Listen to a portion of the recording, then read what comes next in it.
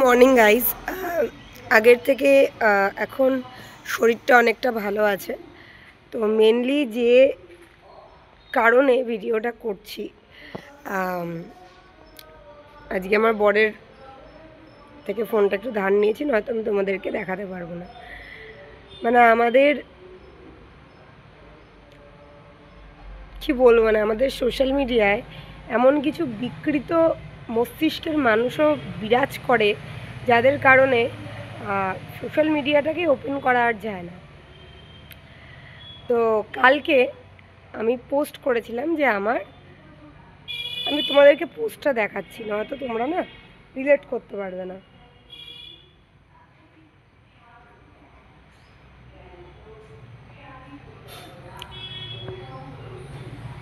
এই যে আগে পোস্টটা একটু ভালো করে দেখো।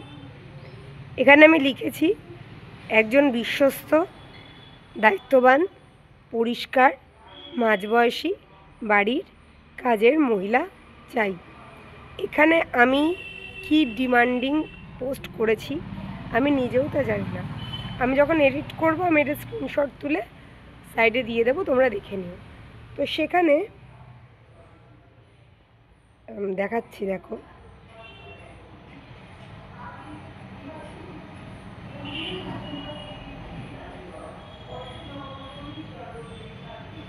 এই যে সুপ্রিয় সাহা, ইনি প্রথমে লিখেছেন, বেতন যেমন তেমন, আপনার ডিমান্ডটা কিন্তু হাই। আমি এখানে আমার ডিমান্ডের কোনো কথাই লিখিনি, কি কি কাজ করতে হবে লিখিনি। আমি শুধু বলেছি যে আমার লোক চাই। আমি নিচে নাম্বার দিয়েছি, দিয়ে বলেছি যার দরকার হবে, যে সত্যি কাজ করতে চায়, নাম্বারটা সেই জন্যই দেওয়া যেন সে ফোন করে নেয়, প্রথম কথা। সেই জন্য কিন্তু নাম্বারটা দেওয়া। আর সকাল 8টা থেকে বিকেল 4টে পর্যন্ত কাজ করতে হবে, এই যে দেখতেই পাচ্ছ। তাও আমি স্ক্রিনশট দিয়ে দেব। আর যেহেতু এত সকালবেলায় আসবে, তাকে টিফিন আমার দিতে হবে, দুপুরের খাবারটাও তাকে আমার দিতে হবে, সেটা আমার মানবিকতায় দাঁড়ায়।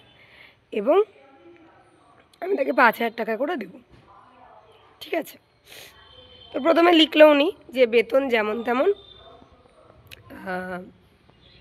বেতন যেমন তেমন, আপনার ডিমান্ডটা হাই। তো এখানে আমি তো আমার কোনো ডিমান্ড ইস্যু করিনি। যাই হোক, তারপরে উনি লিখেছেন যে না না, একদমই নয়, আর জানতে চাইনি। যে দেখো, একদমই নয়, আর জানতে চাইনি। ওই যে লিখেছেন পরিষ্কার, মাঝবয়সী, এগুলো কোনো কর্মদক্ষতার বা পরিশ্রমীর মাপকাঠি হতে পারে না। একজন পরিচারিকা যে পেশায় একজন পরিচারিকা হন, সৌন্দর্যে, বর্ণে বা গায়ের রঙে নয়। তো আমি তো কোথাও গায়ের রং তো মেনশন করিনি। এই যে ইনি লিখেছেন, তো তারই কমেন্টের রিপ্লাইতে একজন লিখেছেন যে উনি পরিষ্কার মানে গায়ের রং বলেননি, উনি কাজটা যাতে পরিষ্কার হয় সেটা বলেছেন। এবার আমি ক্লিয়ার করি, যেহেতু আমার বাড়িতে ছোটো বাচ্চা আছে, আমি পরিষ্কার মানে এখানে হাইজিনের কথা বলেছি।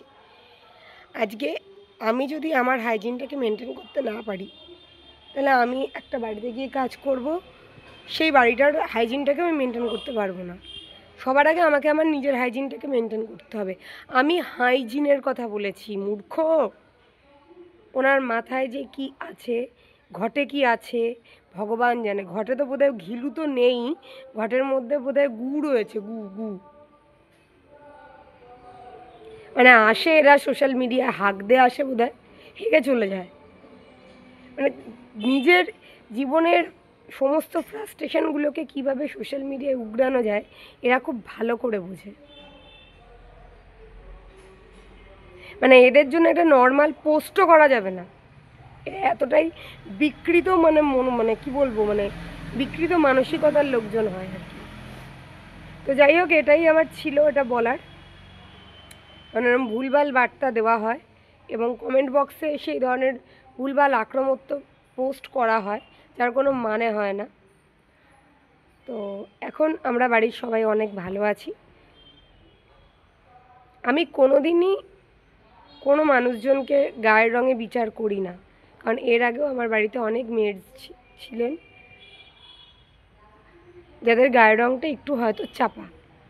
তারা আমার বাড়িতে 5 থেকে 6 বছর অবধিও কাজ করে গেছেন, আমার মা থাকতেও করেছেন।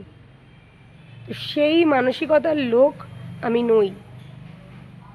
হাইজিনটা আজকালকার দিনে দাঁড়িয়ে প্রত্যেকে ডিপেন্ড করে, প্রত্যেকে চায় যেন যে মেডকে দিয়ে আমি কাজ করাবো সেও কিছু একটু হাইজিন মেনটেন করে। সেই চাওয়াটা একজন মাদার হিসেবে আমার ভুল না, সেটা ওই বিকৃত মানুষটি বোঝেননি বলেই উনি এই ধরনের পোস্ট করেছেন। আসলে নিজের ফ্রাস্ট্রেশন কীভাবে উগড়াবেন উনি জানেন না, সেই জন্যই মনে করে যে সোশ্যাল মিডিয়ায় একটা মেয়ের প্রোফাইলে এসে যা ইচ্ছা তাই লিখি, কী আর হবে। যাই হোক, আজকের ভিডিওটা এই অবধি। আর যদি ভিডিওটা ভালো লেগে থাকে, কি বলবো আর কিছু বলার নেই, লাইক কমেন্ট শেয়ার করো।